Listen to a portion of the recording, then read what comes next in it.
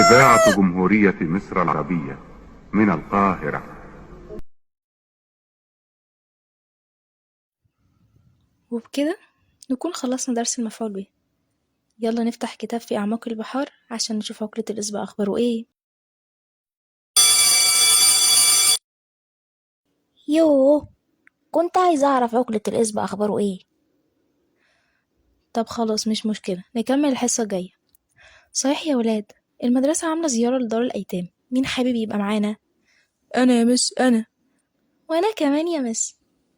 يا ولد يا ولد يا اللي خدتيني، قول معاهم أنا كمان. ها قول بس ثانية واحدة، يعني إيه دار أيتام؟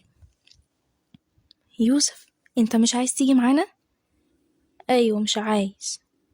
يا نهار أبيض، ليه كده يا يوسف؟ أنت مش عارف إن الأيتام دول ملهمش أم وأب، وإحنا لازم نحسسهم بالأمان ونروح نقعد نتكلم معاهم ونلعب، صح؟ برضو مش عايزة أروح. أنا مش فاهماك يا يوسف، دول إخواتنا. ما هم عشان إخواتي مش عايزة أروح. ما أحبش إن أشوف إخواتي مستنيين حد غريب يجيلنا، وأول ما يجي يقوموا قايلين له أنت جبتلنا إيه؟ أنت جبتلنا إيه؟ ولا أحب إن إخواتي حد يصورهم وينزل صورهم على صفحة المدرسة ويكتب تمت زيارة دار الأيتام. ليه يا مس بتعملوا كده؟ طب أنا أعرف إن هما مذكورين في القرآن الكريم، يعني كده ربنا بيحبهم قوي. إحنا كمان لازم نحبهم قوي ونفرحهم، مش بس نقعد نتكلم معاهم ونلعب شوية ونقوم سايبينهم وماشيين. أيوة يوسف كمل، أنا سامعاك.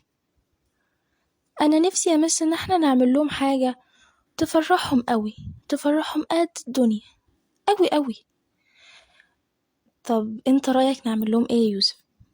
بص يا مس، ايه رأيك ان احنا ناخدهم نفسحهم في مكان، او بمعنى اصح يعني انتم تاخدونا تفسحونا في مكان كلنا نكون غرب في المكان ده.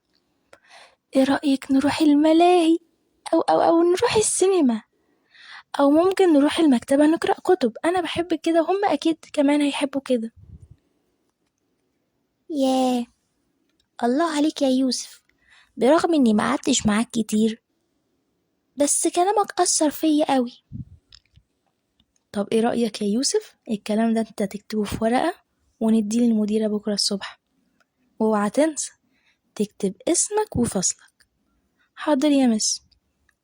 وطبعا كان ليا الشرف إن يوسف يكتب بيا مشاعره الجميلة دي، وفي الآخر مضى باسمه وفصله: إمضاء يوسف أحمد، فصل 5 أول. باي باي يوسف، اشوفك الاسبوع الجاي.